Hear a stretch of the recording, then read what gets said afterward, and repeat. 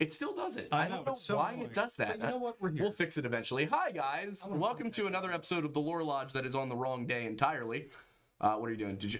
that looks so much better. See? That's why you pay me. So we've been having the problem of that camera being, like, of the Yeti being on frame for months. Yep. And I never thought to just tilt the camera down. You leave enough headroom to never occurred to me. It never occurred to me to do that. I do really quickly. I'm gonna go into the settings on this microphone. Fair. And see if I can't boost the audio a little bit. By Also, Nat, I love that you said get it reducing together as if we will ever get it together because some it's of this us. stuff. Come on. Well, I guess we did kind of. All right, just there we do go. it slightly. No, now it's worse. Now it's worse. But I made it worse. thank you. Yeah, we were initially trying to use this for advertising on the TikTok live, which is going right now, but it just appears backwards and all that stuff. What happens if I raise this? Okay, if I raise Yes, that, my name is Lore Lodge. lower You can this. find us on What happens if I YouTube, lower that? as if you guys didn't already know that. All right, let's put that one back to 21 where it belongs. Maybe if I up the output gain, will that help? Play-Doh. Oh my god, that helped too much. There we go. Nope, still helping too much. How's that? How's that? Why is Archie so tired? Why is Archie so tired? I don't know why Archie's so tired. How's the sound, how's it sound, guys? You know, I kind of have to do this live because I can never hear it myself. Space Sign, I love that you said that because literally when I answered the door today, the first thing I said was, nice haircut, looks good. And then like less than 30 seconds later, we were both like, yeah, we really are the Kirkland brand Winchester. Kirkland Signature, we are the Walmart bargain bin Sam and Dean. Yep. And we're trying to get Bubbly to sponsor us because we have to shoot a sexy calendar for you guys. Ready? And we thought that, this would be the way to achieve skinny. So How's it working? I'm eating. It's not. I'm eating like 1,000 calories per day. Yep. And I'm trying doing this. As far as the sound goes, there's only so much we can do. That's why I'm asking. Yep. It was pretty good when I said it was too much. Really, it was peaking. Here. Where's the? Oh my A god. little bit higher now. A little bit higher. All right, how about that? Is that any better? Turn up the gain a little bit on it. That's got to be better. I mean, it's never going to be loud enough. It's just going to be... We'll always be loud enough, though. Yeah. Picture fixed itself, I guess. I don't know what that means. Trying to read and catch up. But yeah, I'd say it's working fine now. All right, we're good? Cool. Now we're going to get into this one because one of the questions I think I see the most on TikTok, Instagram, in our YouTube comments, all that, it's always the question, what's the difference between a Wendigo and a Skinwalker? And no matter how many times I make a TikTok video on it, and we'll probably do a full Friday video on this soon. Yeah. I was thinking about it. I was like, you know what? I might as well... Sorry, my watch is bugging me. You're good. He's also trying to sit on my foot, so. That happens. Yes. So a lot, I think it's a good opportunity to talk about two very cool Native American cultures, the Southern Dine and the Algonquin, and then it's also an opportunity to, really put it into a concrete single video. So when people have the question, what is the difference between a Wendigo and a Skinwalker, they have a unified individual place to go rather than having to go watch our video on the Skinwalker, go watch our video on the Wendigo, and then figure out what the difference is. Because honestly, I can't understand the confusion. For me, I had that confusion when I started making videos on the subject. Yep. If you watch the very first viral TikTok I ever had, it was... essentially me mixing up the Wendigo and the Skinwalker and not understanding all the differences. And over the year, I have gotten a lot better about understanding those differences and communicating them. I've talked to a lot of Native Americans about the subject, and I think I've come to a point where I do have a pretty good grasp on what the two things are, how they're different, and why it's important that you don't mix them up. Whether you believe it or not is up to you. If you want to look at this and be like, well, that's just mythology, sure, fine. But if you want to believe in this stuff, we're trying to give you the most accurate picture of what people believe in regards to the subject, which is really what we try to do in all of our videos here. We want to make sure that, whether you think that, and it always like makes me laugh when someone's like, well, they're not real, son. I'm like, okay, that's not the point of the video. Like, you don't have to believe in it, but we're going to try and give you the version that is talked about by the people who reported this thing existing in the first place. Yeah, I mean, like, the opinions upon whether or not they actually exist are not relevant to the existence of the folklore from the peoples in which these legends originated. So, And that's what we try and do. Whether we're speaking in reference to their actual, like, what is that? ASMR, apparently. I was trying to pull up my my own TikTok page so I might be able to see the comments over on TikTok. Smart. While I'm live, which I might be able to actually pull off. I mean, nice. But yeah, I mean, you gotta log in to watch a live. That's annoying. can you... Yeah, I can log in. I don't know if it'll screw up over there. I'm just not going to do it. If you haven't noticed, it's going to be a little chaotic today. If you have a question that you would like us to answer, we answer all of our super chats on YouTube. And towards the end, we will try and answer questions that are not super chats as well. And how long do you have for this? Hour and a half. Right? Okay, cool. Yeah. So, with all that said, we're going to get into the actual content for tonight, which is the Wendigo versus the Skinwalker. What are they? How do they work? How do you fight it? Who's going to win in a fight against a Corsair? Neither of them. Yes. Neither of these could withstand. For those who are here Thursday, 650 caliber cannons being shot at it. That will tear you to pieces. Or 4,000 pounds of bombs. Yeah. So. I figured it out. I figured out why you lean more towards the Mustang and I lean more towards this Corsair. I think it's personality based. Because you, by nature, are more of a specialist in terms of, like, you went, like, history major and you, like, specifically did that. And that's kind of, and that's, like, medieval history. But that's kind of, like, what your path has been about. The whole reason I chose film was because I had too many interests. So I wanted to pick something that, like, I could incorporate any one of my interests at any given time. The Mustang was a very, like, mission-specific build. And, like, it was really good at what it did. And it's all around pretty solid. But the Corsair in and of itself was built to do a variety of different missions. We definitely both have ADD. Yeah, 100%. So, also, I just do have to address this one from Marco Pizzetto, who said all the questions, PP size. Not an answer. My mom watches this show. Yeah. No. It's maybe not all the questions. We had this problem when Mr. Ballin was on the show ages ago, where we were like, we'll answer all super chats. Then we were like, you know what? Maybe we shouldn't answer all the super chats. Yeah. So all super chats that are appropriate. PG-13. Exactly. If it would get a movie an R rating, we probably can't answer it. Yes. Or just won't because like, come on. Like, come on, guys. But yeah, I want to start this one off as we get into the information with people who have no clue what the Skinwalker is and make content about it anyway, because we've been doing a lot of that over on Twitch. We're watching videos from various accounts who do not know what a Skinwalker is, but seem to be insistent upon making content about it and making money and views off of it, and I just really want to get into that. Can we get into that in about 10 seconds? I just want to point out that Igor Lukin just said hello from Ukraine, and all I can say is hello. I hope you're okay. Yeah, how are you tuning into this is my question, I am but impressed. I'm glad you are. Mildly concerned, glad you're living a life capable of doing this. I did not know Russia was doing that badly. Now we know. Are you connected via Starlink? Yeah, I have questions. But you know, I'm glad you're able to tune in. That says good things about the situation over there. Yes. You know, and I hope you're doing well. I hope that your family is doing okay, and that this is brought to a close swiftly and with less bloodshed than is possible. So you know, let's hope for an end to the war. Sooner than later.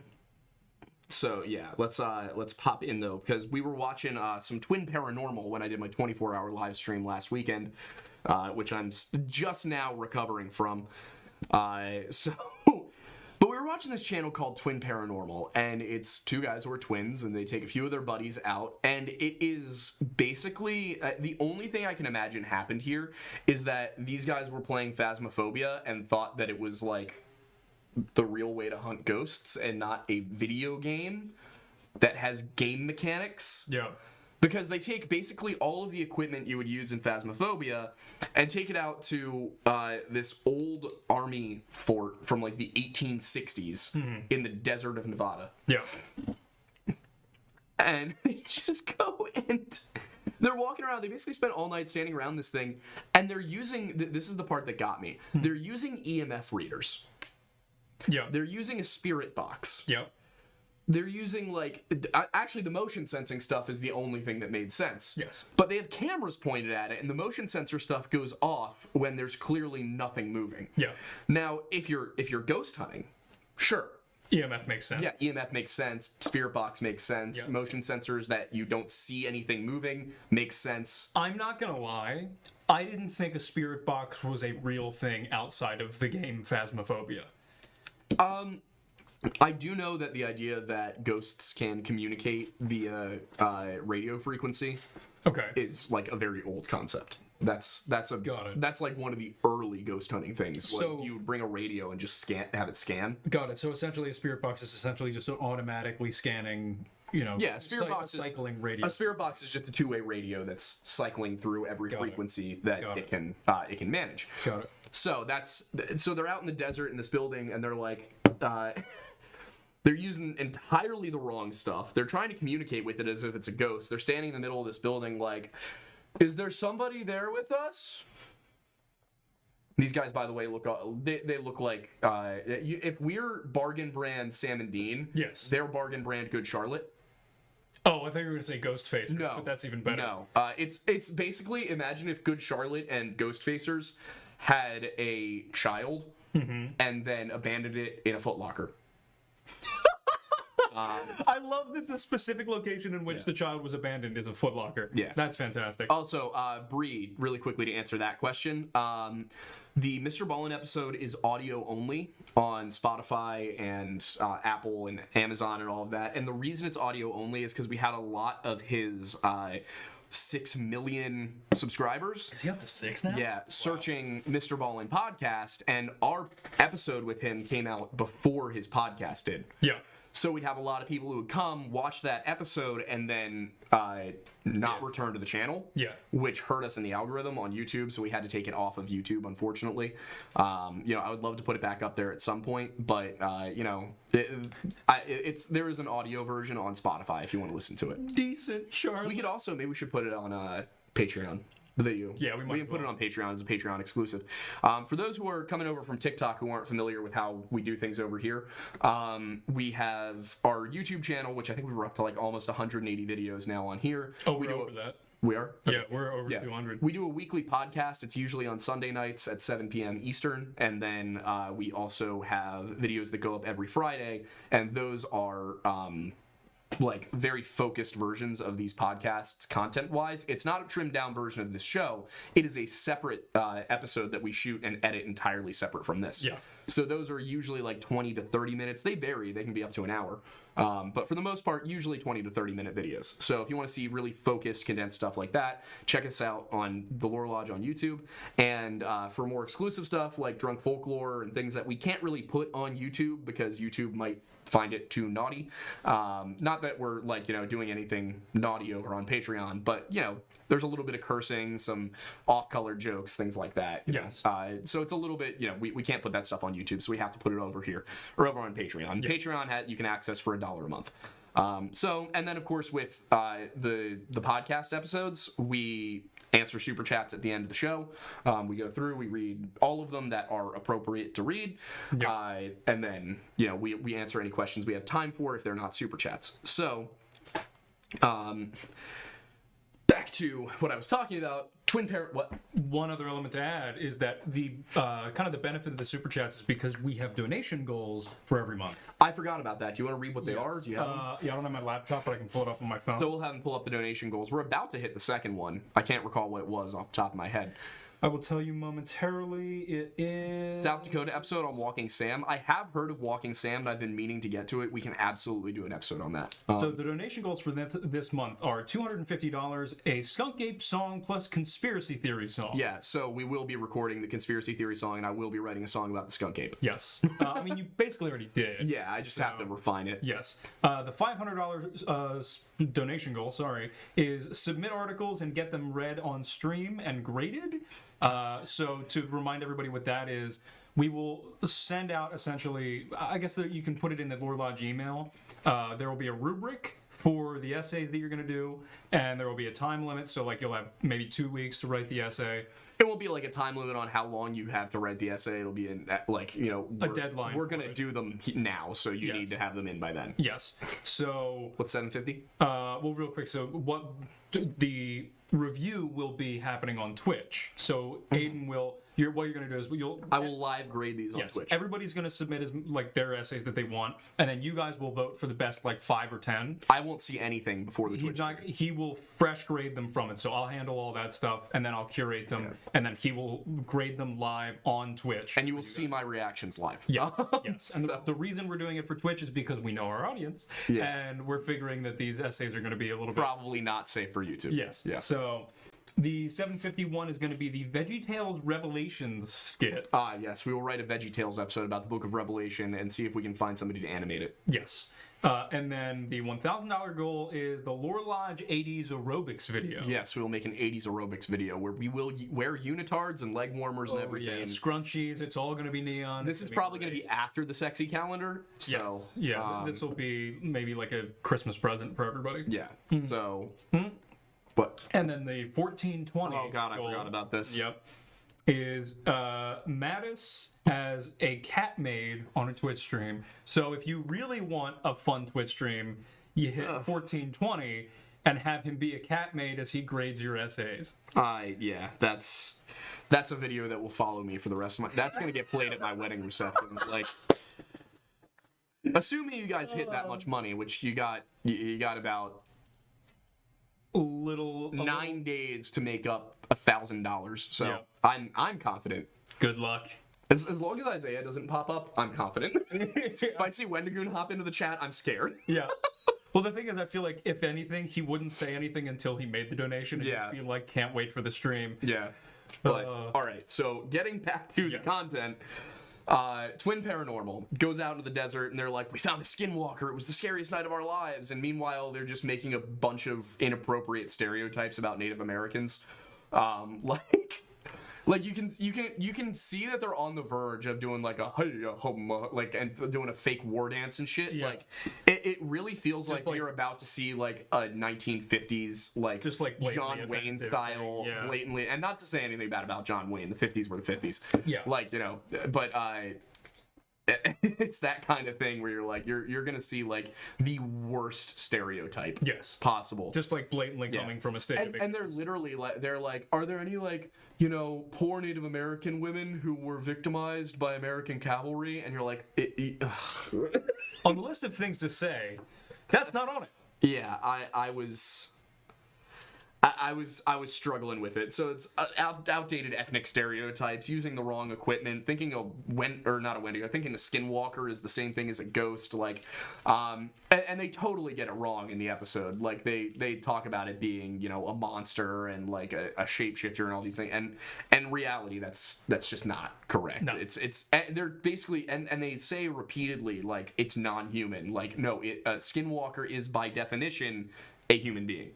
So that's, you know, that drove me nuts. The other one that we watched a lot of was this guy Mad Vlad, who I want to like him, but I really think he's doing one of two things. Either he got caught up in all the Skinwalker craze last year in 2021 when the TV show was on and all that, so it might have been that, but then, you know, it's either that where he genuinely believes he's being hunted by a Skinwalker but does not understand anything past what he saw on TikTok, or he knows he's not being hunted by a Skinwalker and he is pretending he's being hunted by a Skinwalker for views. Either way, I thought for a little while, okay, maybe this is just, you know, maybe this is a bit, maybe this is, you know, maybe it's fiction and he's gonna come out and be like, you know, thank you guys for watching my series, I really appreciate it, blah blah blah. But then he came out with a video like the day before I did the 24-hour stream where he essentially said that he genuinely thinks he's in danger. He's worried about like he was worried he was gonna get shot by someone for like being out at night in these backyards. The guy lives in like a development in Kentucky. Well, It's Kentucky. Yeah, and here's something else that got me.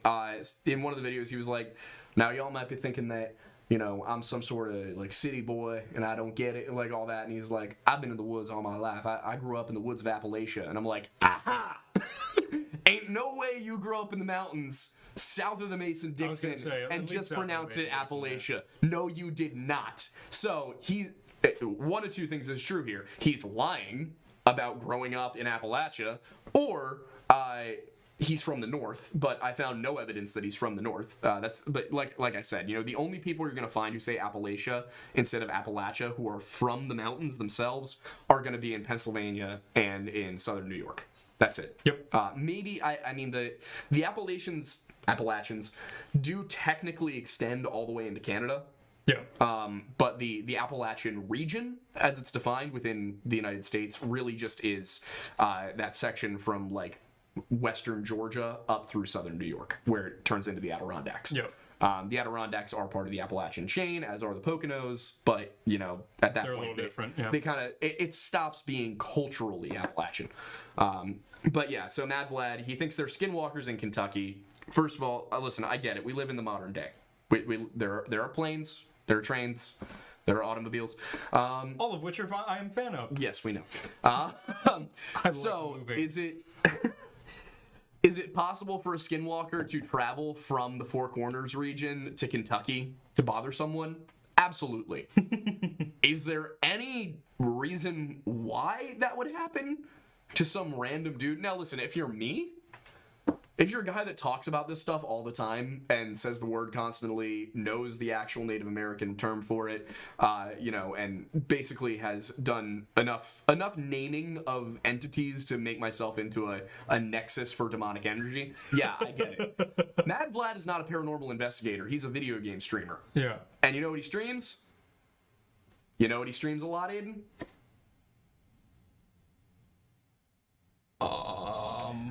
Well, look at the currency. Yeah.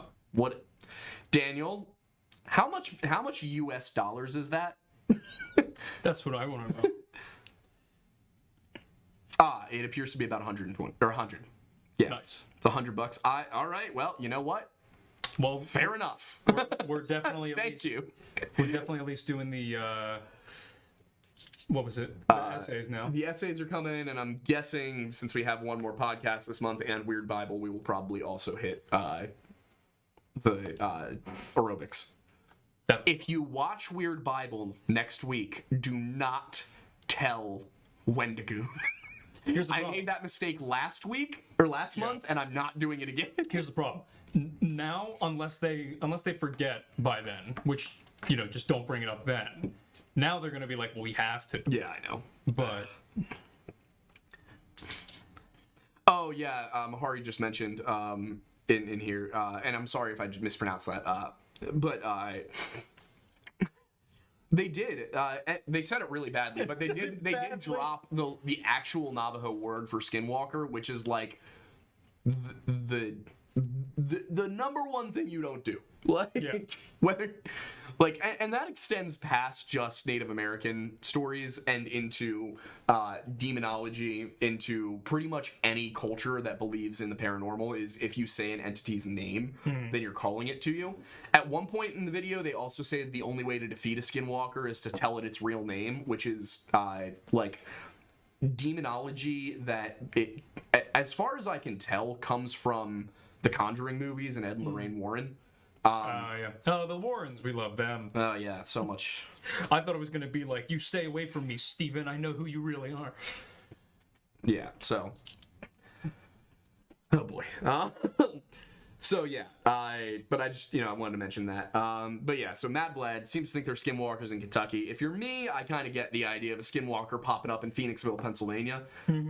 If you're a video game streamer who has never talked about skinwalkers before in his life, the likelihood that one's going to hunt you all the way to your nice little cozy suburban home in Kentucky seems very low. He does the same thing as Twin Paranormal. He brings out the EMF and the spirit box and all that. And at one point in the first video, he very obviously just fakes a camera interaction. He's got his trail cams out, and you see him be like, and then one night, we found something. And it's just some dude who gets really up close in the night vision camera is just like, and then it goes black, and you're like, that is obvious a person. Yeah. That is obviously a person. That is not. That's pretty brutal. Yeah. So and then he doubles down when people call him out and they're like, "You're presenting, a fictional story as real events here." Which again, I have no problem with anthologies, with found footage, with people making a series about how they're being hunted by a skinwalker. Mm-hmm. And you know what? We just did a stream of Marble Hornets. We watched the entirety of Marble Hornets for a few weeks, and back then they weren't saying on Marble Hornets, they weren't like, oh, by the way, this is all, a movie, this is fake, whatever. The difference is that this guy is, really, really leaning into it. It's very obvious that this is fiction, and he keeps doubling down that he's actually being hunted and trying to gain sympathy from people. If you watch Marble Hornets, there's no call to action. Mm-hmm. There's no sense of, like, them wanting you to feel bad for them. It's just them documenting something. So I don't know. His attitude bugs me. And then another thing that bothered me is that in the first video, he gets it right. He talks about skinwalkers and he gets them right. Yep.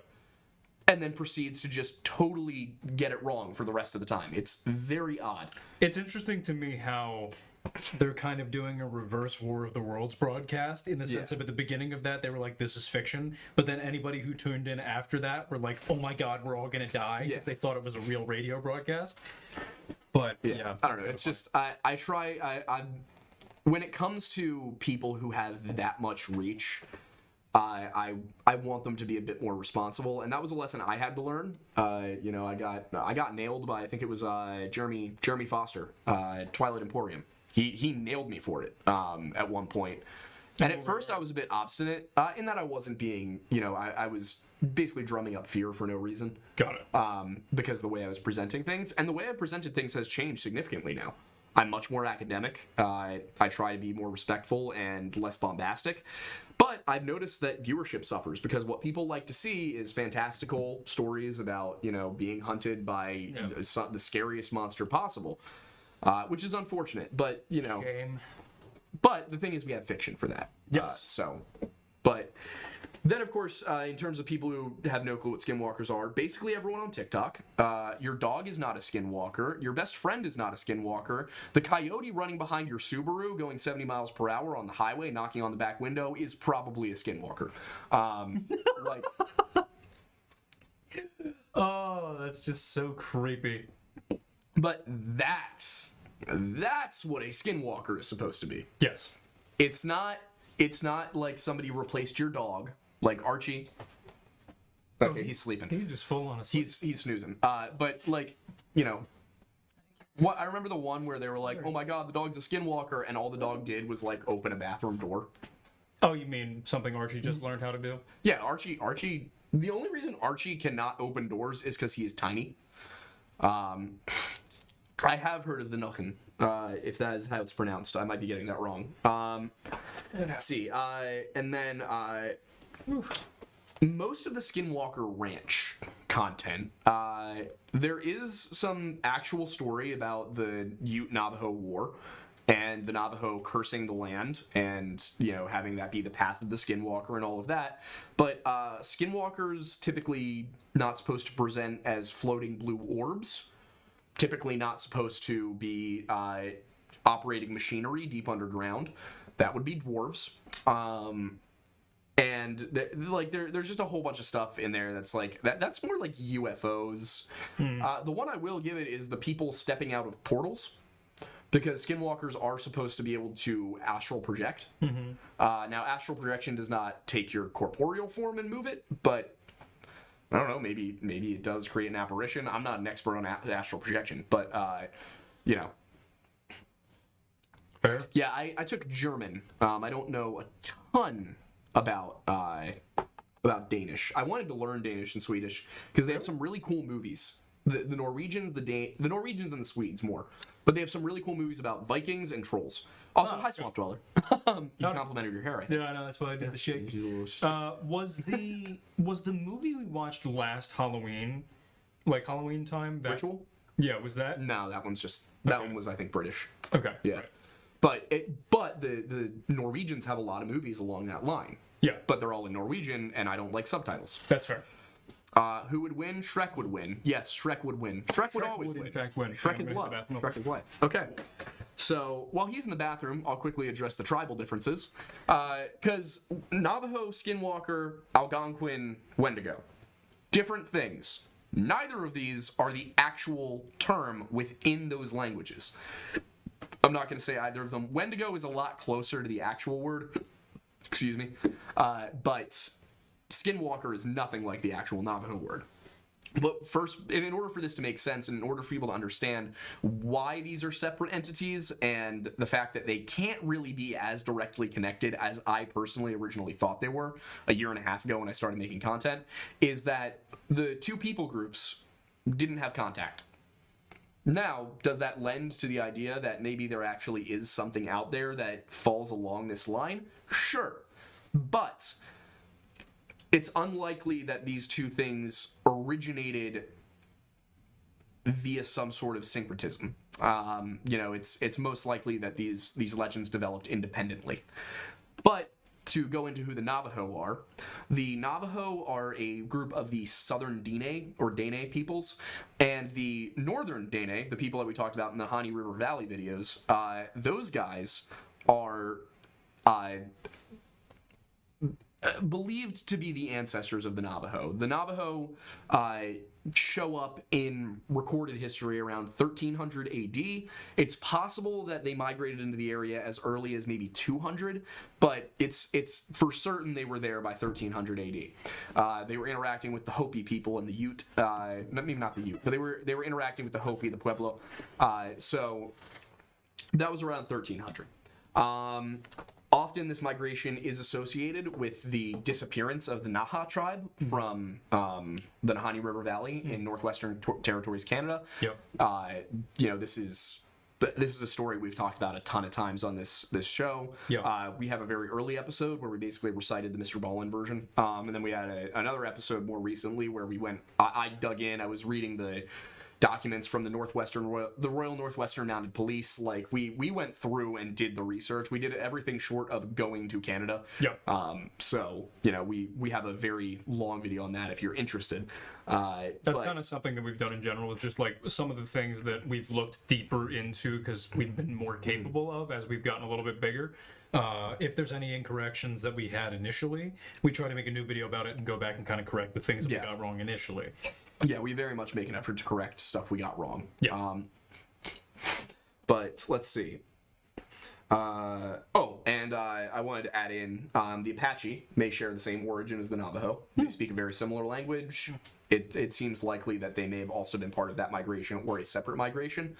It's possible the Navajo, which again, Navajo, like it seems like these two are very possibly connected. Understandably so, yeah. The Apache may have been part of that, and there may have been contact going on because you might have had people making the journey to go back and forth. Yeah. And though tensions have always been there between the United States government and the Navajo were a critical part of winning World War II with the code talkers, who, so what they would do was they would take a word like tank and find a code phrase for it in English, like turtle.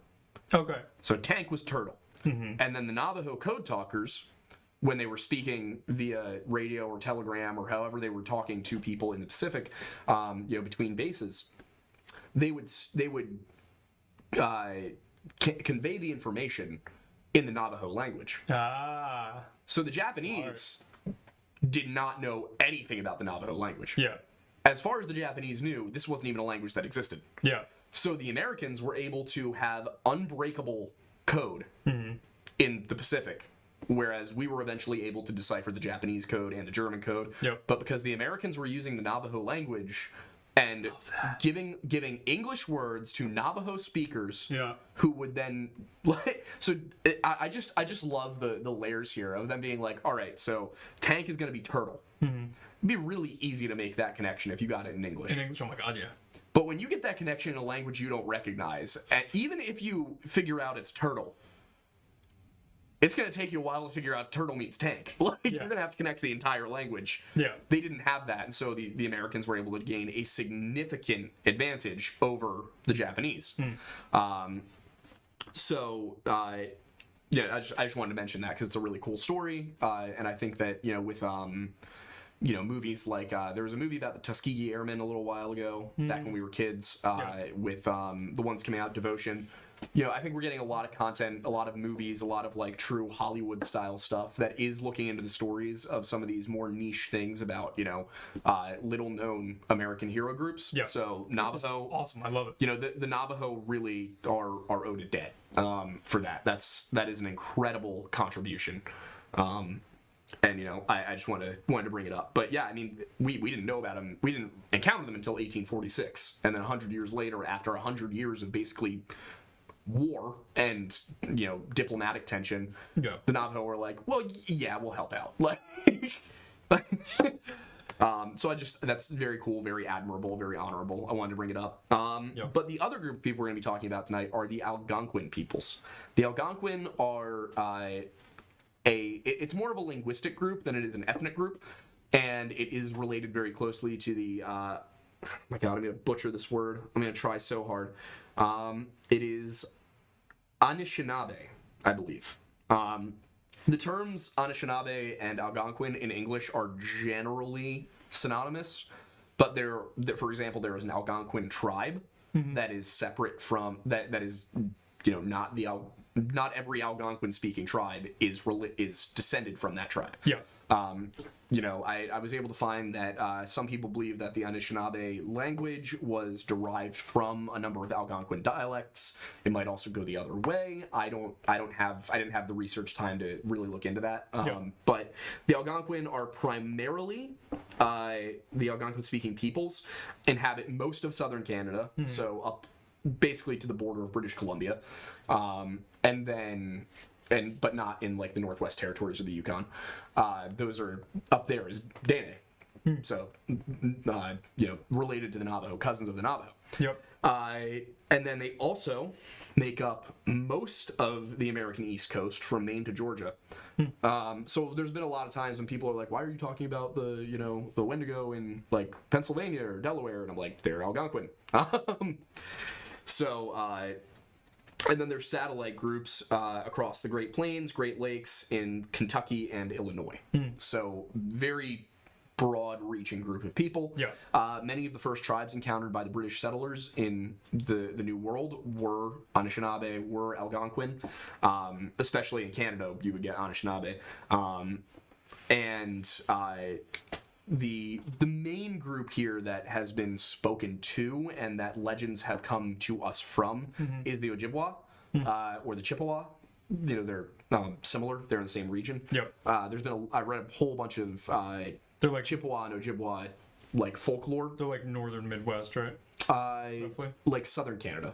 Yeah. Like Ontario. Yeah. Yeah, Toronto area. So that's the differences between the groups. The Western Algonquin in Canada did give the name Athabascan to the Northern Dene, but they did not have contact with the Navajo themselves or the Apache, as far as I could tell.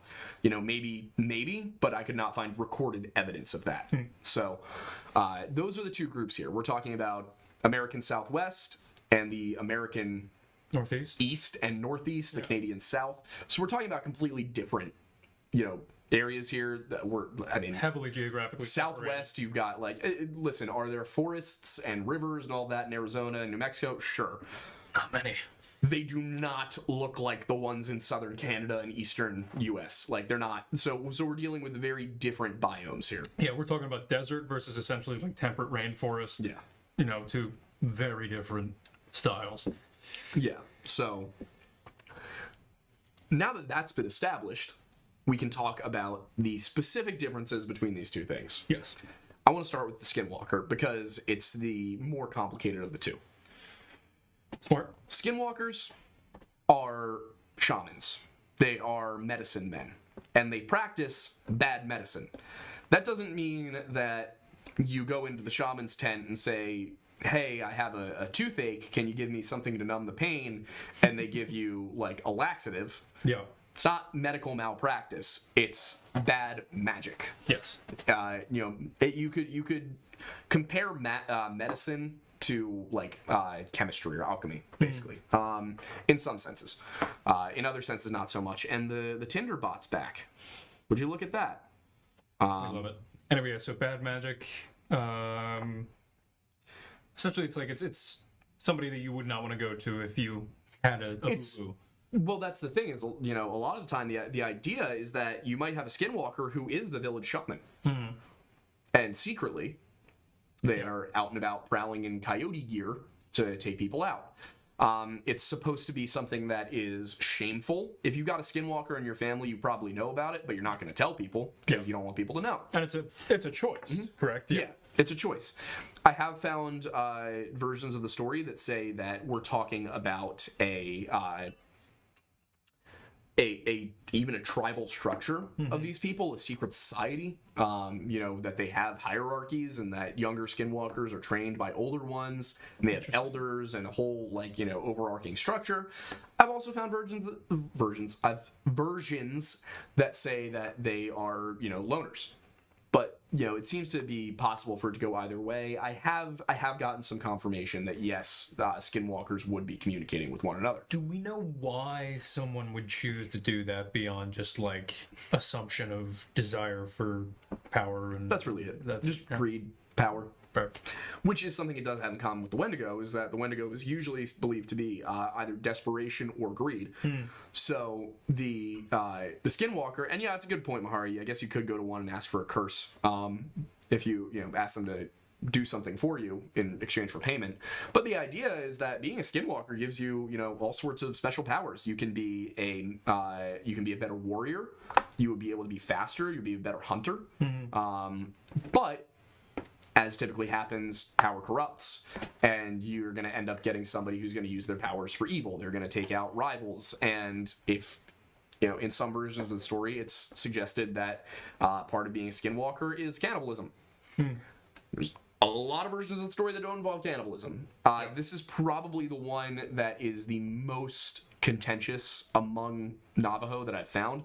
That some people tell me, yes, absolutely cannibalism. I've had some that have said, I have never once heard that in my life. There are versions that say to become a skinwalker, you have to kill a family member. Interesting. Yeah.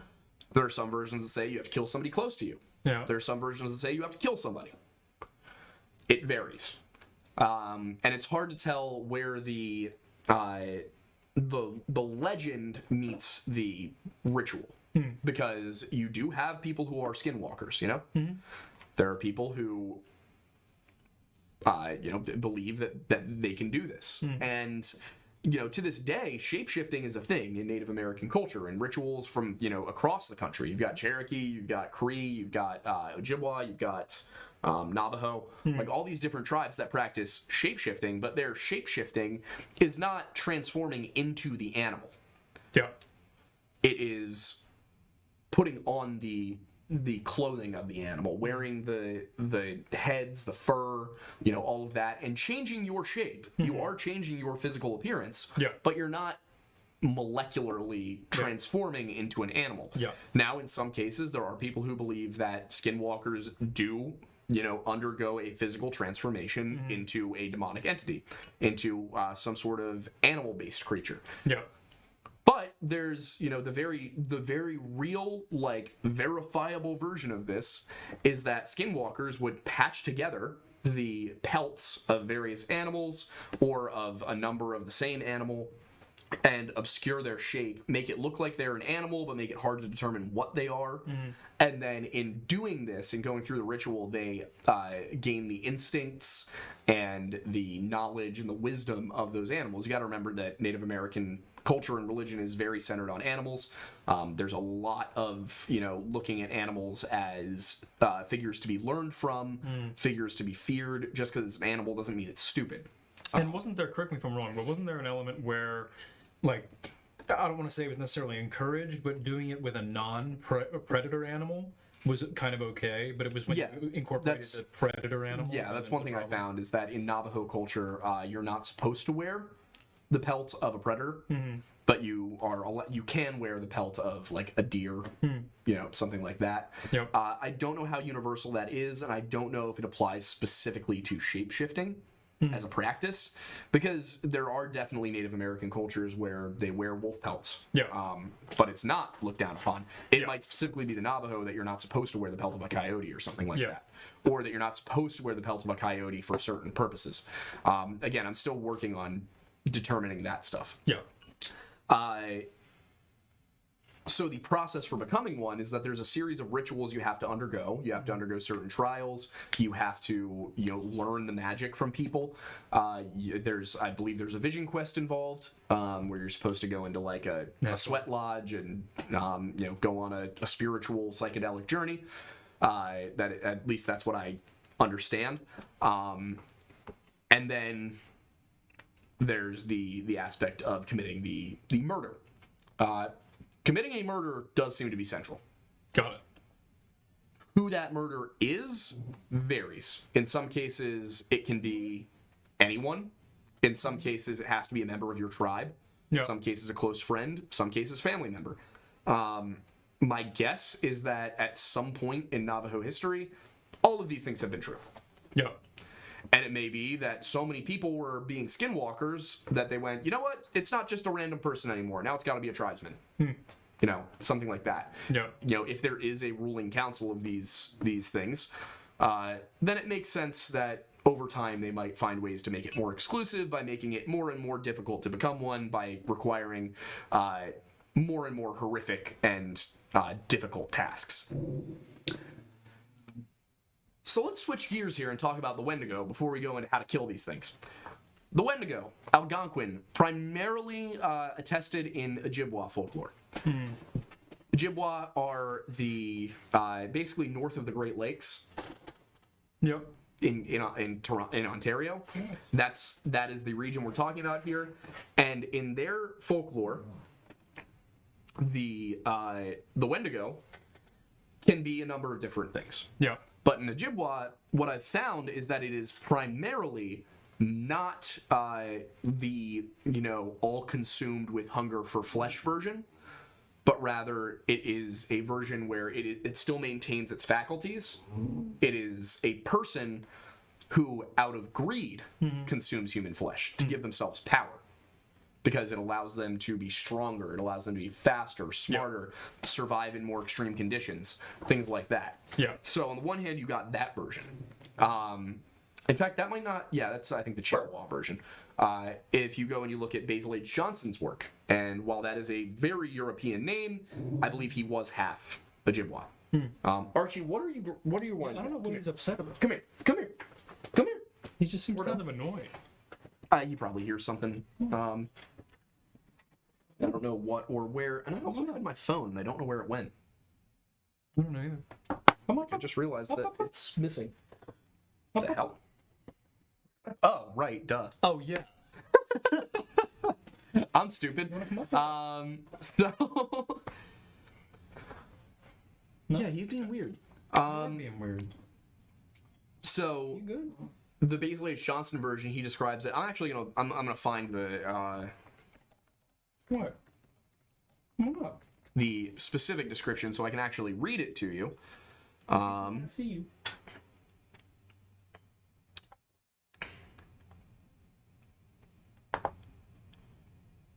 All right, so if we can... This appears to be a paper somebody wrote, so that's not what we want.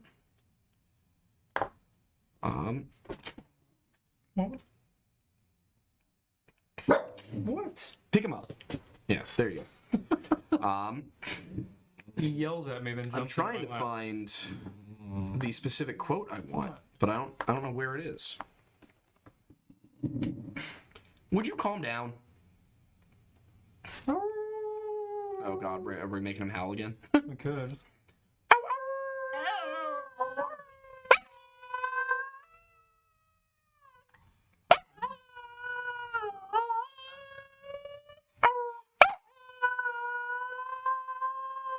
It's so cute. It is. It's adorable. Oh. Yeah, I know. When did you turn into a husky? You know, vocal and I everything. found it. All right. So, Basil H. Johnson, who was an Ojibwa teacher and scholar from Ontario, or was before he died, wrote that the Wendigo was gaunt to the point of emaciation. Its desiccated skin pulled tightly over its bones, with its bones pushing out against its skin, its complexion the ash gray of death, and its eyes pushed back deep into their sockets. The Wendigo looked like a gaunt skeleton recently disinterred from the grave. What lips it had were tattered and bloody, unclean and suffering from suppuration of the flesh. The Wendigo gave off a strange and eerie odor of decay and decomposition, of death and corruption. So another version of the story, though, to give you an example, one time long ago, a big Wendigo stole an Indian boy, but the boy was too thin, so the Wendigo didn't eat him up right away, but he traveled with the Indian boy, waiting for him till he'd get fat. The Wendigo had a knife, and he'd cut the boy on the hand to see if he was fat enough to eat, but the boy didn't get fat. They traveled too much. One day, they came to an Indian village, and the Wendigo sent the boy to the Indian village to get some things for him to eat. This one comes from Lottie Marsden, by the way. So, let's see. Where was I? One day, they came to an Indian village, and the Wendigo sent the boy to the Indian village to get some things for him to eat. He gave the boy so much time to go there and back. The boy told the Indians that the Wendigo was near them and showed them his hand where the Wendigo cut him to see if he was fat enough to eat. They heard the Wendigo calling the boy. He said to the boy, "Hurry up, don't tell lies to those Indians." All of these Indians went to where the Wendigo was and cut off his legs. They went back again to see if he was dead. He wasn't dead. He was eating the marrow from the inside of his legs that were cut off. The Indians asked the Wendigo if there was any fat on them. He said, "You bet there is. I have eaten lots of Indians. No wonder they are fat." The Indians then killed him and cut him to pieces. The end of this giant Wendigo. So that is the Chippewa, whereas Basil H. Johnson's was the Ojibwa. So, two different tribes, two different versions of the story. By the way, Lottie Marsden actually is a Chippewa. We've got tool use, auto-cannibalism, vocalizations, intelligence, whereas in Basil H. Johnson's version, you get something that is much more animal. It's not intelligent in the sense that it can speak to you, or it chooses not to. Yeah. This is the version a lot of people know. The version where it looks like this, the version from episode 2 of Supernatural. That's the version most people know. Now, which version is more realistic? It's the Chippewa version. Yeah. Like, that's the one that you can look at and be like, yes, that seems like a realistic possibility. The bone marrow thing, maybe not, although depending on the degree of psychosis you're experiencing, maybe. The Ojibwa one is scarier. Yeah. Now, to become one in certain versions, the Ojibwa, for example, you have to be desperate. Usually it's the story that you get is it's a frontiersman or it's a hunter, something like that, who goes out into the woods, gets trapped with his party, and the only way for him to survive is to eat, a family member, a partner, a friend, an employee, literally anything, but to turn to cannibalism out of desperation. And typically the idea is that you kill them. It's not just that someone died and you eat them. That's frowned upon, but it seems to be that when you kill somebody for the purpose of eating them, that's when you open yourself up to the demonic spirit that comes in and infests your body and turns you into the Wendigo. So certain versions, it's a demonic entity that enters your body and gives you this all-consuming craving for human flesh. In some versions, it is a physical transformation, and it's not a demonic spirit. It's just that you turn into that. And then there's a version from the movie Antlers, which is just completely incorrect in every single way, except for the cannibalism part. That's literally all it gets right. Antlers, good horror movie, bad Wendigo movie. That is the way I describe it to people who ask. It's a good description. Yeah, but the process for becoming a Wendigo is far more straightforward than it is for a Skinwalker. You're desperate, you kill someone, you eat them, you become a Wendigo. Skinwalker, you kill someone, you do not become a Skinwalker. You kill someone and eat them, you do not become a Skinwalker. You kill someone, go through a series of rituals, and get ordained as a Skinwalker. Now you're a Skinwalker. Yeah.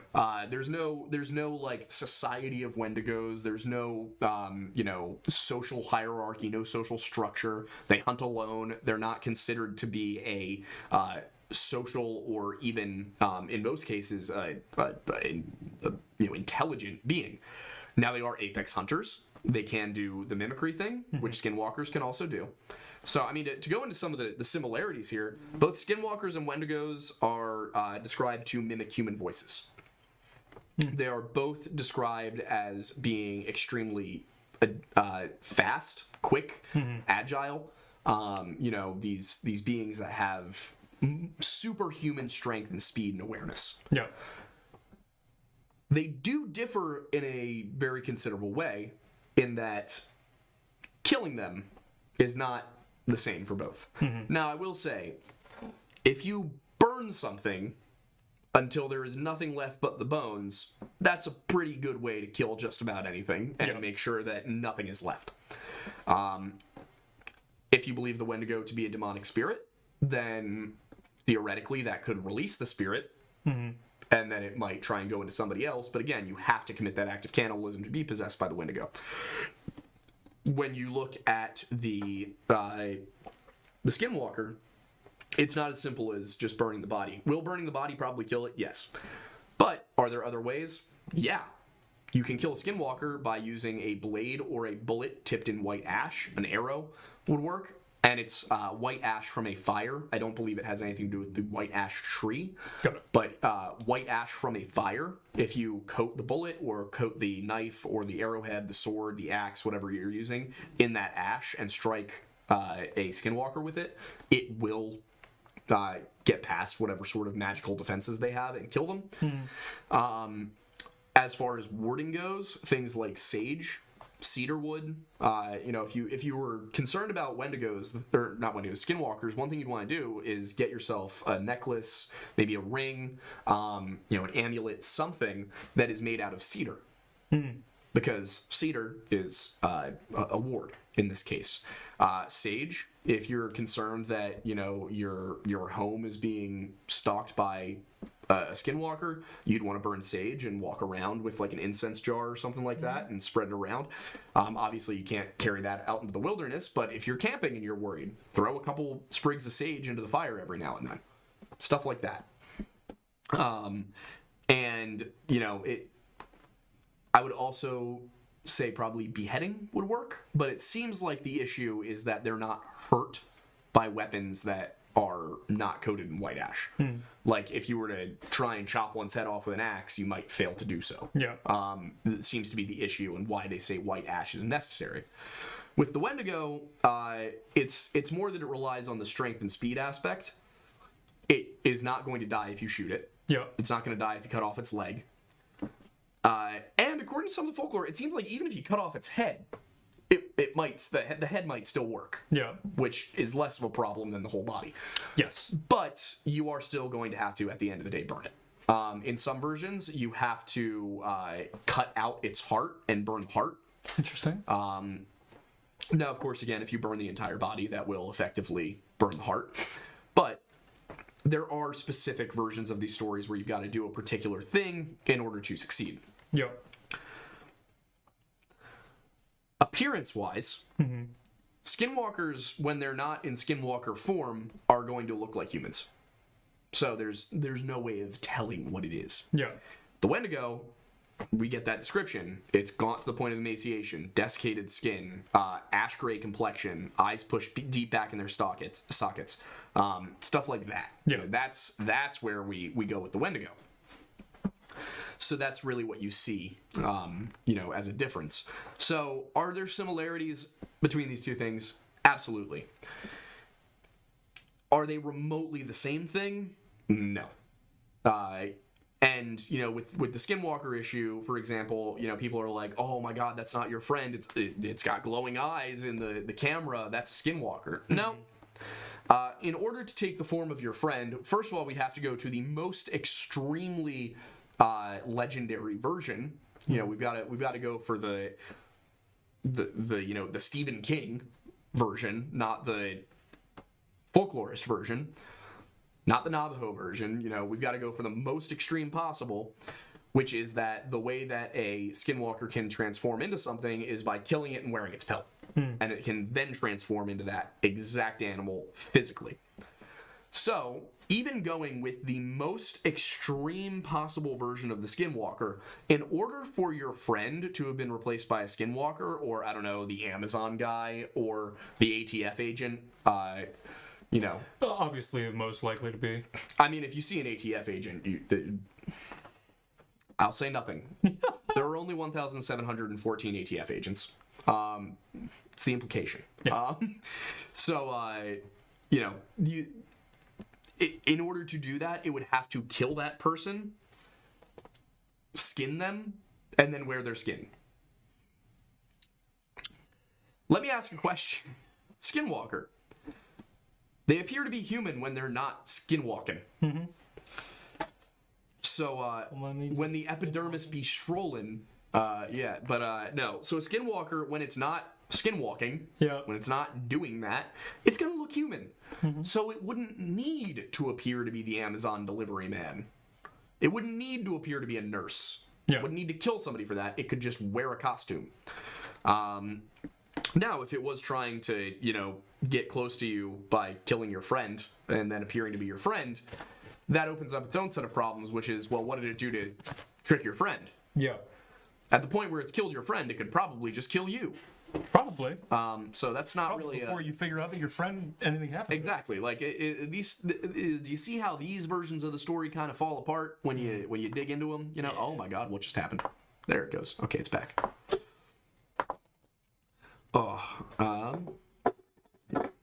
YouTube is telling me to insert an ad, so I'm gonna hit the insert ad button, and I want you guys to tell me what happened. Yeah. I hit the button. Well, we're gonna find out. Yeah, I know. I guess we just wait now, I suppose. Yeah. How you doing, TikTok? Well, YouTube has an ad. How are you guys doing over there? Well, do we know for a fact that YouTube has an ad right now? It seems like YouTube has an ad right now. All right. I feel like they. So did you guys get an ad? Like, what just happened when I hit the insert ad button for 15 seconds or so? Like, Did you guys get ads? Maybe. Well, it's how long of a delay? So we'll find out. Absolutely nothing. YouTube Premium. Yeah. Well, that'll do. Nice. So it told us to insert an ad, and then the ad didn't like. It might be like on playback. Got a 5-second ad for Morgan and Morgan. Interesting. Isn't Morgan and Morgan the Philly one? No, that's John Morgan. John Morgan, right? Yeah. Were you the one who told me that they have those all over the place? I am hurt. It's a Florida law firm. Ugh. The way All right, so I did hit insert ad, and we dropped from 201 viewers to 174, so we won't be doing that again. Interesting. Interesting. But yeah, so that is the primary differences between the two. You know, the more you get into the various versions of the folklore, the more you're going to find all sorts of different stuff. But you got an A&W ad, as in the root beer? I didn't know they advertised. 30-second unskippable. That sucks. It's so unfortunate. I'm so sorry. We'll never hit the button again now. Like, I was just curious what happened if you put a button in front of me. I gotta push. You gotta push the button. Yeah, you gotta push the button. This is why you can't be president. You're not allowed to touch the football. So, you know, I hope that cleared things up for those of you watching who were confused about the two. Yeah. You know, there are a lot of similarities. I can understand why. Oh, we can add in stream markers. Ooh. Oh, there you go. That's a good plan. So next time I'm giving this to you. Yes. And you're gonna, like, every time something cool happens. Yeah, or like we change subjects. Yeah, you're gonna hit a stream marker so that we can add that in. To me. All right, but we're not doing the ads again because we lost fucking 25 viewers. Oh. Yep. We're deep enough into cursed. Yeah, I'm not supposed to do that one. So now that we are at this part of the stream, however, it is time for the Q&A. We'll probably go until about 6:30. That gives us 20 minutes. Yep. And you know, if you've got to go, that's fine. That I can. If there's a lot of questions, I'll stay and answer. Sounds good. So let's scroll back up. I think I actually got to the last super chat before it refreshed. So Iron Death 14 said, the world is at its end and the old gods are preparing to rain fire upon the unfit from all the realms. It does feel that way. It does. It do feel that way sometimes. It do. Not really a question, but I already answered Bree's question about the Mr. Ballin episode. It is on Spotify, but not on YouTube because YouTube's algorithm was like, what's going on? Yes. You sent 2 chats earlier that we missed? Well, we do them at the end. Did you send 2 chats earlier than that one? Because I can go back and look. Like, guess who's back? Guess who's back? Guess who's back? Guess who's back? pull up the monetization board. Oh, there goes our monetization because I just covered that song for about 5 seconds with 0. Dude, if they come after us for that, like, that would be egregious and horrific. supers. I wish they made it easier to do this, but all right. Marcus says, "Nah, never mind." Oh, okay. Okay. Sorry. Damn it. My damn human pattern-seeking brain. Sequitur Tenebris said, LOL, those guys made Ghost Adventures look real and Zach intelligent. Oh my god. They really did. Yeah. Oh, I will say, we had been hating on the guys from BuzzFeed Unsolved because of their Roanoke video. Yeah. I did watch some of their non-BuzzFeed content from their own channel. Yeah. And it's much better. Good. It is much less of the BuzzFeed's like signature, let's find men with the lowest possible testosterone score and then give them a script. Yeah. Which just, I don't know why, but for some reason, like, groups of 3 to 4 men sitting there and just, I don't know, something about the, like, pretending they don't know what they're talking about thing bugs the hell out of me. That's like, I don't know, it's the combination of, like, the attitude and the fake, like, surprise, and it just all feels so saccharine. The overall vibe is, it just doesn't check out. Yeah, I just don't like it. It feels very gimmicky and very millennial, and I did not wait to be born until I was Gen Z for millennials to rule my life. So it was deliberate. I was actually, did you know my due date was Halloween? Huh? Wouldn't that have been so cool? That would have been fun. Instead, it got to be November 10th. That's, at least you got something to look forward to in November. True. Like a very special collaboration effort that is... BuzzFeed is the ATF pipeline. This person doesn't exist. Said, as someone who's part of the Algonquin Nation, are you afraid that the... Okay, that's a different way of spelling it than I've ever seen. The Wendigo will find you. They're said to be drawn to people saying their name. I will say, of all the things I've ever talked about on this channel, that's the one that does get me the most. Really? Is I do worry that one of these days I'll be camping and you'll hear a distant scream. And I'll hear a distant scream, and that means that it's out next to me. I forgot to mention that part. In Wendigo folklore, if it screams and sounds far away, I think this is Wendigos. I might. Yes. No, it is. Oh, are we sure about Yes. that? Yeah. I've listened to you say it far too many times. Yeah, did I get it wrong? Maybe. As far as I believe I'm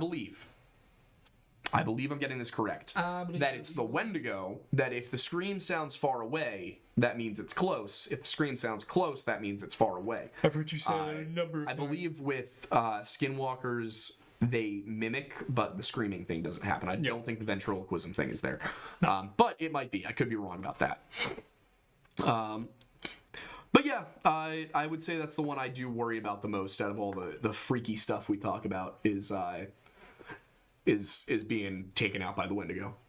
Fair. Let's see.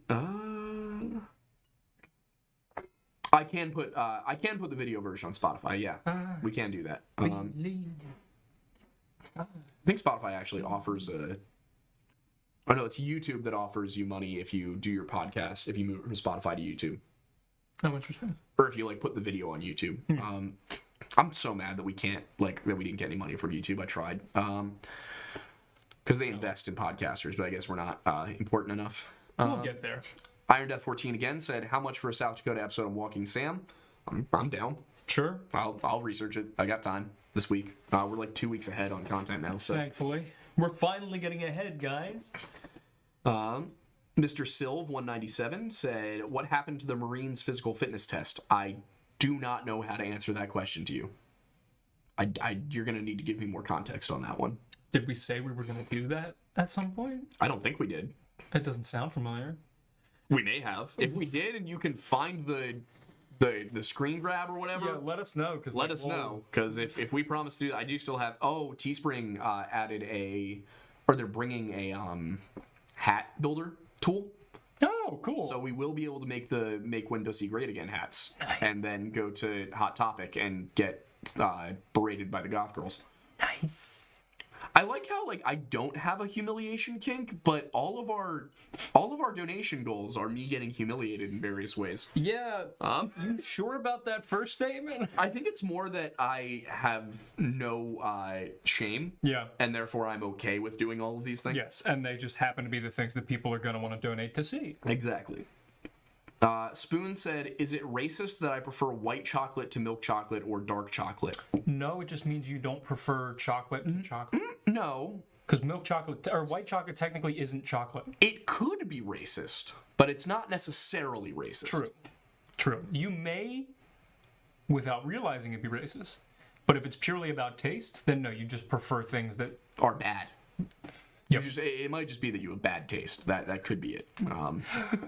I'm a milk chocolate. You know guy. what I want to try? I I like made sugar more than my cocoa. stepdad's bourbon cream recipe. I got that in the fridge if you want to have some, by the way, after the show.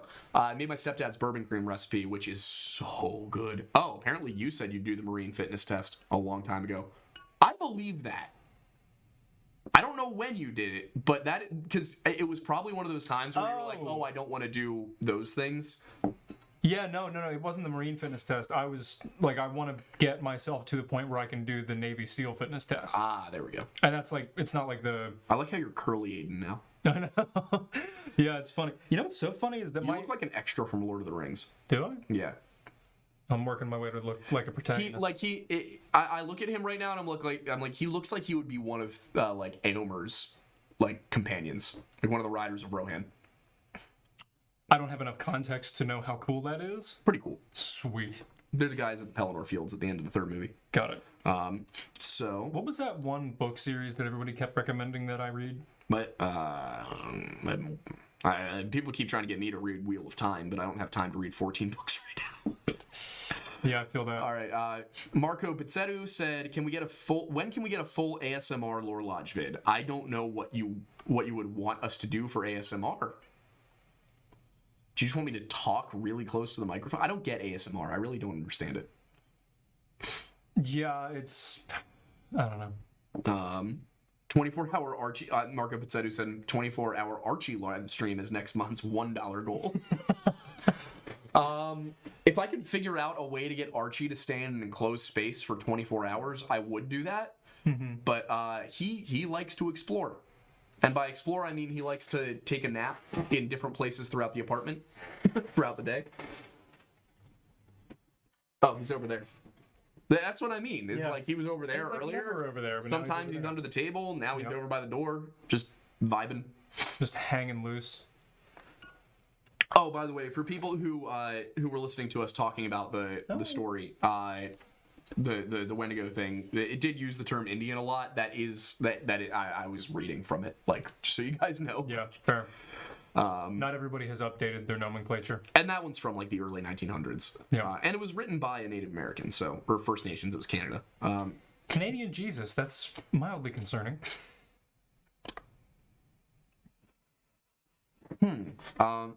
Conspiracy song gonna come out? That'll probably be November. I can get that done. Yeah. My Scottish Jack Manson says, my Scottish ancestors fought a Wendigo according to a journal. An abundance of fire and steel seems sufficient. I would love a copy of that journal page. If you do not mind, if you've got access to it and you can email it to thelorelodge@gmail.com, I would love to read that. Yeah, it'd be pretty sweet. That is a really cool thing to have. And let's see, did I miss anything after that? Okay, Judas Goat Barbecue said, ever seen a movie called Grave Encounters? It's about a fake paranormal show that goes into a real haunted hospital. Parodies Ghost Adventures closely. I haven't, but now I really want to watch it. Should also see how that compares to the story that we're developing at the moment. Yeah. because we're writing a movie called Asylum. That's the working title. Yep. And it's kind of a similar story where you've got people who, I think we can give it like the exposition. We can tell them what happened. Oh, yeah. So we won't spoil anything about like where the story goes. Yeah. But the origin point of the story is that in the, I think we said like the 80s or the 90s. Yeah. It was the 90s. Roughly. Early 2000s. Oh, you mean that first? Yeah. So the first bit's early 2000s. You've got basically a bunch of like amateur ghost hunters who go into. We're trying to get Penhurst Asylum. Yeah. Like we think we can do it once we raise the money, but we're going to be doing a Kickstarter for it and all that. So we're going to try and shoot it at Penhurst Asylum, which is 5 minutes down the road from us. Yep. Fun fact, for those who didn't know that, we're going there in a week. Oh yeah. I forgot about that. Yeah. For Also, a little mod trip. all I can say is make sure you clean your room so you can save your father from the underworld because he's being held there by the lobsters. You got to save him from the serpent. The massive serpent. Anyway, so there's that. Full of snakes. So the beginning of the story is we've got a couple of amateur ghosts. So handheld camcorders from the early 2000s on tape and all that, and they go missing. Yep. Basically disappear completely, and the police investigate, but they can't find anything. And one guy suggests that maybe it's haunted, and he gets fired because whatever. And basically, he's being scapegoated. And so the rest of the story is his sons trying to, prove that he was right. Yeah. Because after he gets scapegoated and fired, he becomes an alcoholic and, falls completely off the wagon and turns into, a totally different person. They're basically like, this isn't who our father was. This is something that was done to him. Yeah. So that's, that. Sounds like somehow the mic got muted for a few seconds. That must have been a streaming issue. Because it's been working on our end the whole time. I don't know what we missed or what you guys missed, but It's probably something about the lobsters. you sounded too much like Jordan Peterson, so YouTube muted you. Probably. Oh boy. You have to save your father from the underworld. All right. So let me look through and see if there are any more questions. If anyone has any more super chats, send them in now before we get to the end of the show. Yes. Oh, there we go. I am 1/8 Powhatan, and I tried looking up cool folklore. All that comes up is Pocahontas. I can do some digging. I've got a university library. Yeah. To look through. I am pretty disappointed in Westchester's access to JSTOR. There's a lot of stuff that it's like, sorry, we don't have that. And I'm like, okay. Has visually challenged Aiden read the Poetic Edda? Is that me? I assume due to the glasses? Yeah, it's been a while. I read it in college. I tried to watch The Northman last night. Yeah. Couldn't get into it? I don't know. What? Maybe that would be a good one for you and I to watch and talk about. Sure. Okay. We should do that because it's medieval. It's a film. I mean, yes, you're absolutely right. That's something we should start doing. Is we should try and do like 2 a month. We should do like a horror film review. Yeah. And a medieval, like historical fiction film review. Yeah, I can do that.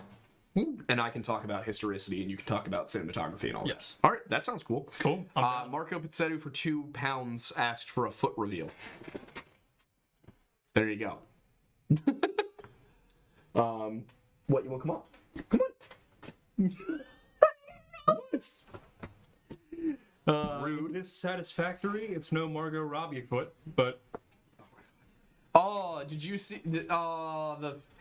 I won't spoil much, but House of the Dragon, mild spoilers. Why was there a foot fetish scene? It was so unnecessary. Like, I get it. It made that character so much creepier. But, like, it's just so not, like, necessary. But it did kind of hurt me. Can you pick him up and give him to me? Yeah. I want He's to gonna hold the yelp, boy. though. That's the He point. might. Oh, there we go.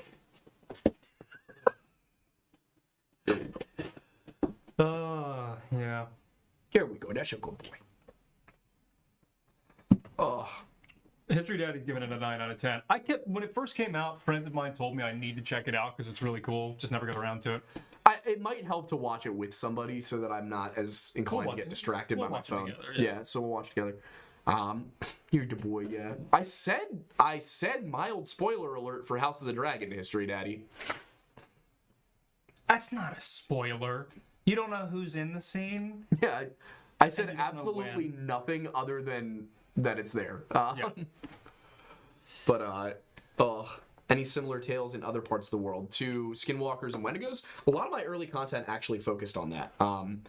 It was related to something I called the Nephilim Theory, which is that all of this stuff comes from prehistory, from like before the Younger Dryas, before the Flood, all of that. Yep. And that it's a humans remembering something that may perhaps still exist in smaller numbers, but was around a lot more back then. So I'm still on that theory. I'm just working on making it make sense. Be a little bit more bulletproof. Yeah. Yeah. See, so History Daddy, you have no idea who the Footfetish scene is not a spoiler. You've met all the characters, I think, that are in it. Mark, would answer your question about the aging of the characters. One of the characters, the like older casting is fantastic. It just makes so much sense. The other casting, part of it has to do with the way the character changed within the time gap, but because those elements that changed the character are not explored thoroughly, it just feels really out of place, and the character is just less compelling. So, are we talking about House of the Dragon? Yeah, we're not gonna say which characters. Yeah. So I thought. Yeah. Somebody in chat said, Brennan O'Donnell said, watching a whole bunch of bedtime stories recommended me to you guys. I'm new. Bedtime stories. Is that, he does some Missing 411 stuff, right? I think so. Not sure. 700,000 subscribers. Good lord. 700,000. That's impressive. Oh, he's got some cool animations here.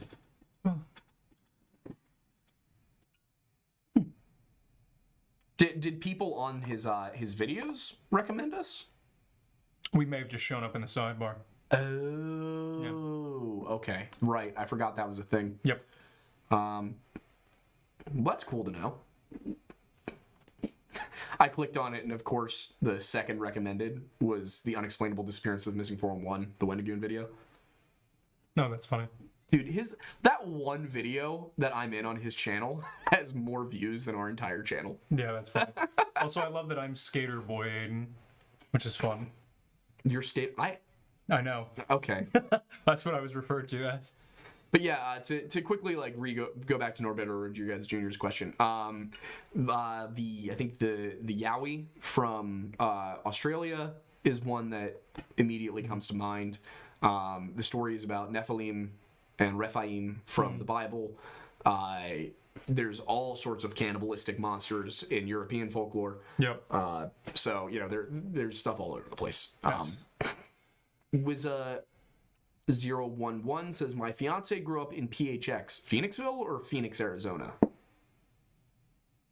If you mean Phoenixville, cool. Same, kind of. Definitely same. Definitely same for him. I spent some of my weekends here. He lived here. Yep. I've not watched Temple Ridderin yet. No, I have not. So the problem is, if it's not in English, I am one of those people who's like so anti-subtitle that they really bother me. So if something's not in English, I'm like, eh. I'm mostly the same way as well. Although I will say, T-34, great movie. That's a fun one. It's granted it's a Russian movie, so now that's like, oh, He's snoozing. Oh, you didn't have to look up. I just thought you looked cute in his arm. He is so tired today. Yeah, I don't know why. Let's see. On Nisser. Ooh, I don't know what that one is. Archie is a mini American Eskimo dog. He's very pretty. They are the Spitz family, so they are related to... they share a common ancestor with Huskies, Samoyeds, and Malamutes. And their closest relatives are the German Spitz, which is what it's descended from. Yep. And then the Pomeranian. So Pomeranians and American Eskimos are basically two branches of the same tree. The original Pomeranians looked a lot like Archie. They were even bigger than him. And then the British royal family was like, let's make it smaller. Whereas in America, they were brought over here primarily by the Amish as farm dogs. Interesting. The German Spitz was. And then at some point, they just decided breeding them to be white and a little bit smaller. So, got this guy. Well, we should probably wrap it Yeah. because it's 6:32. Is it dubbed in English? But I would definitely check it out. Ooh, yeah. Okay, so for you guys asking about giants, we've got something fun coming. We've got a really fun collab coming as soon as I can get it in. I think I can tell who's going to be involved. The two people who have agreed to be involved in the Giants video are Wendigo and Mini Minuteman. So that's I can't promise that one will be out soon. Yeah. But it is being worked on. So let's see.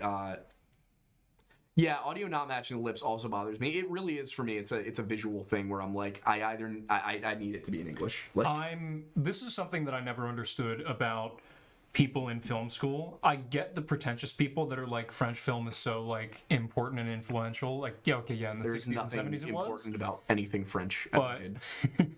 But, however, considering film is a visual medium, sound is very important in film, do not get me wrong, but I don't want to read what's happening while I'm watching a film, for the most part. Granted, with something like Kurosawa or something along those lines, I would watch it twice. Yeah. Once with the subtitles Also, and once just watching because he's a phenomenal director. But anyway. Also, Theos, if I'm pronouncing that right, is it in German? Because if it's in German, I might actually be able to just watch it. True. I can still understand a good amount of German, even though I can't write or speak it as much anymore. That's solid. But you know, and I've been meaning to go back and relearn German anyway because I really should speak a second language because I am going to be a history professor, so I need to be able to do that. Yep. Also, you know, German, cool language, lots of cool literature. I would love to learn German as well. I'd love to learn German. All I right. have a textbook you can use. We could call it Duolingo as well. Well, yeah, that too. And But listen the to textbook might Amstein. help. Deutschland. Oh god! Now here it comes. Oh yeah. Here comes the monetization strike. I saw them in Philly. They were good.